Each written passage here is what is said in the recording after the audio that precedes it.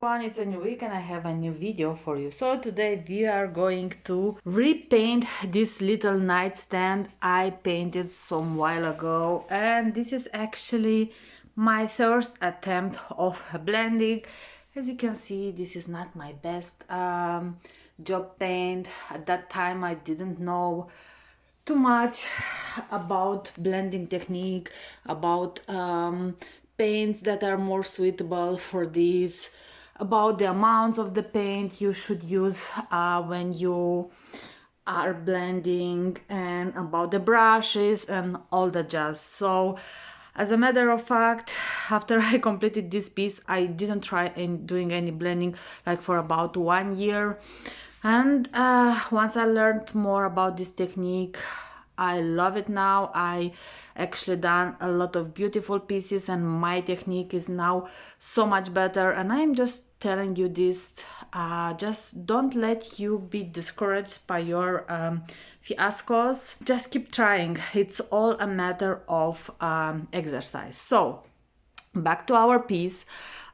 This was in my son's bedroom, and now I just want to repaint it because he has a bunch of different furniture, different colors, and I want just to bring everything together. He's a teenager and I want to make this look a little bit more cohesive. So my idea is to do a two-tone finish, a dipped look, so wood and paint. And I'm going to start by removing the drawers. As you can see, they have some sliders. I have to unscrew this one. I also will replace the hardware because I have something more updated. And also these are a little bit so unglued. Two of them I need to fix this as well. So let's get started.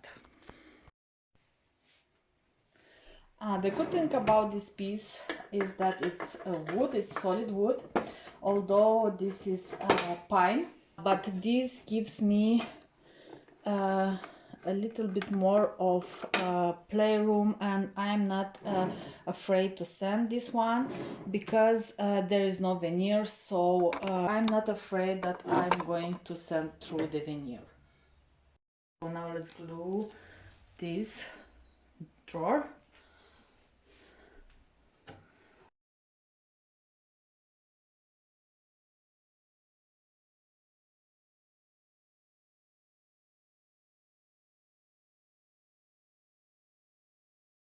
So now it's time to give our piece a good cleaning. I'm using Dixie Belle's White Lightning, which is TSP substitute. It's like a granulate formula. You dissolve it in water. I like to do it in like a spray bottle, and a little bit goes a long way. I already vacuumed this piece. Now I'm just going to spray some product and clean it because this piece is pretty dirty. I have some 80 grit sandpaper on my sander and I'm going to start. Let's see how easy or not easy it's going to be to remove this finish.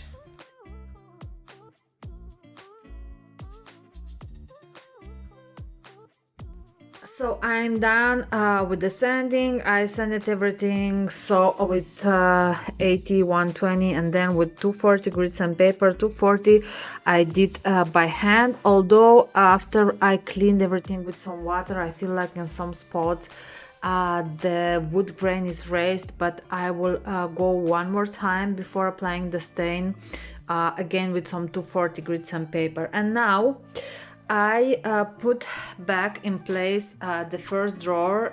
This is going to be also stained, just to give me like a guide where my deep look should start. And I measured, I have like 12 and 7 centimeter from here until here, and then I placed my band. One thing for you to be aware of, guys, you always want to put this paint above the line So from here, just to make it clear for you, from here, from this button of the tape until here, it's going to be stained, and from here until down, the button is going to be painted. So this line should be placed above the painted side. I pressed really good down this tape, and now I'm going to seal it with some clear coat because I want to get a nice straight and crisp line, and the clear coat is going to seal this one and is not going to allow my paint to bleed underneath this tape. Hope this makes sense for you.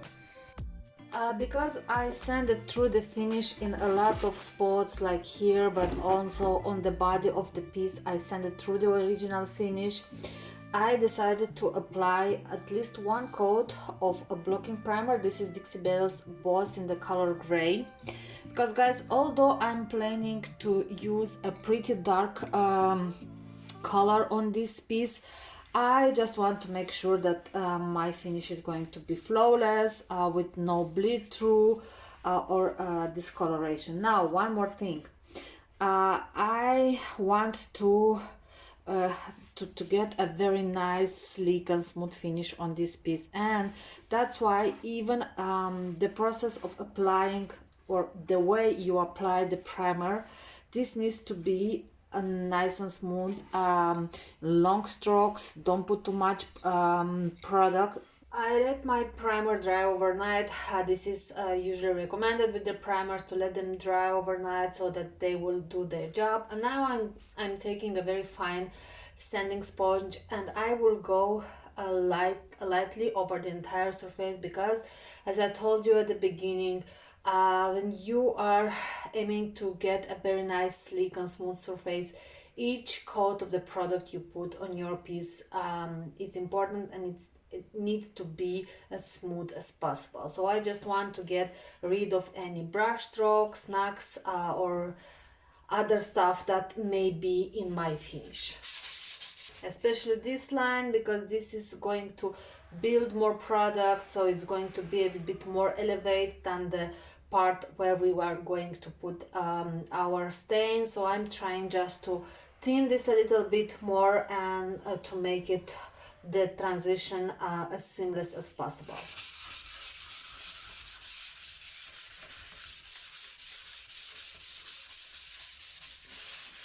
And now it's time to paint. I'm going to use Stormy by Dixie Belle, which is a dark, almost blue gray, and I'm going to shake my can,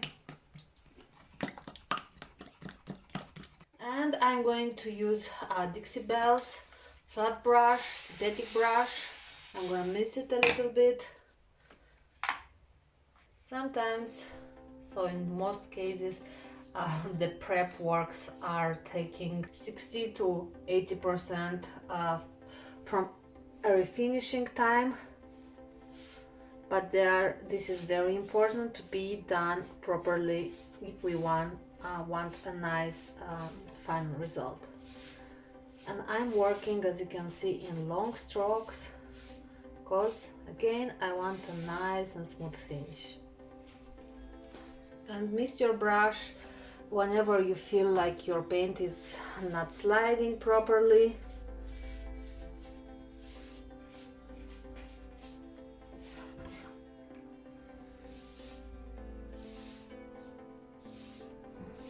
Don't use a ton of product.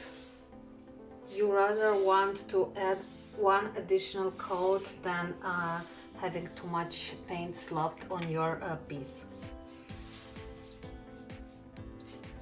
So now that my first coat is nice and dry, I'm gonna take again a very fine sanding pad. I think it's like 400 or something like this. And actually guys, this stuff is very good to have on hand. They may be a little bit pricey. This one was a little bit pricey. I think this one was like 6 or 7 euro, and I think it's from Bosch, but it lasts for a very long time, and it's just a must-have tool when you are painting furniture. So I'm gonna go very lightly over the entire surface just to smooth a little bit the brush strokes. And also the chalk paint tends to be a bit chalky on the finish, or a little bit rough, and once you go very lightly and sand this roughness smooth, you can just go with your hand over an sanded and over an unsanded surface, and you will feel directly the.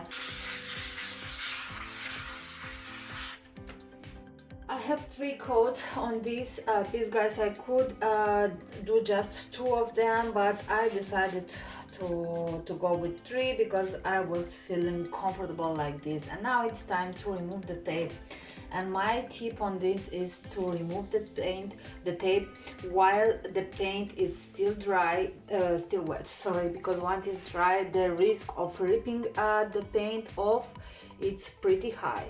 So look at this crispy, clean line. I love it.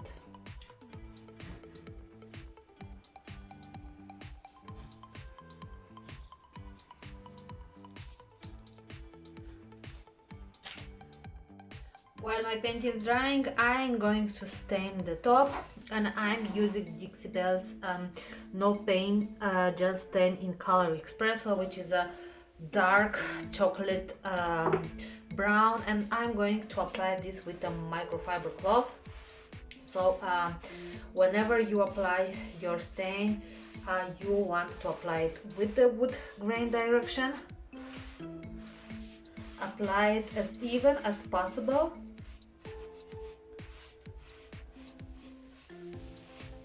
I really love this color, and the good thing about this, it's an oil-based product, and once it dries, it doesn't require any top coat. And the most exciting thing about this is that it dries to a nice and satin finish. So you can remove as much or as less of the excess you want, but I'm going to go a little bit darker on this top because this is pine wood and it has a lot of knocks, and I want to tone down them a little bit so that my surface is looking a bit more even, modern, and not so rustic.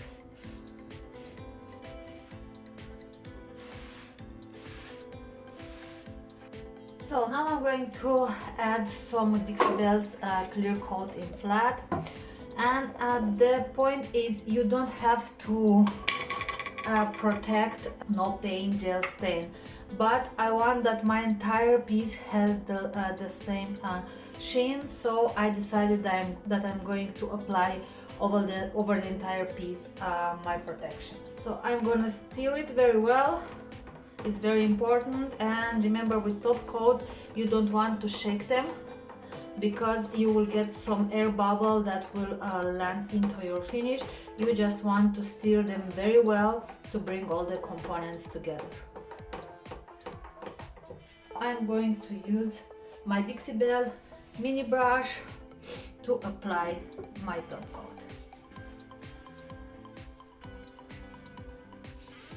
So when you have surfaces with stain, you always want to make sure that you are applying your top coat with the wood grain direction, the same you applied your stain.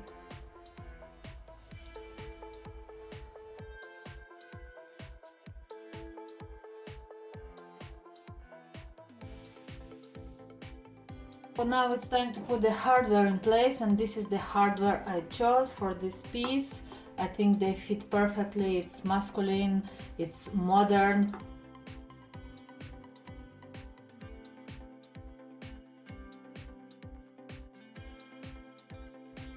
Okay, so we are done here. I really like how this piece turned out. It's so more modern, so more masculine, and I really think this suits better like a teenager room.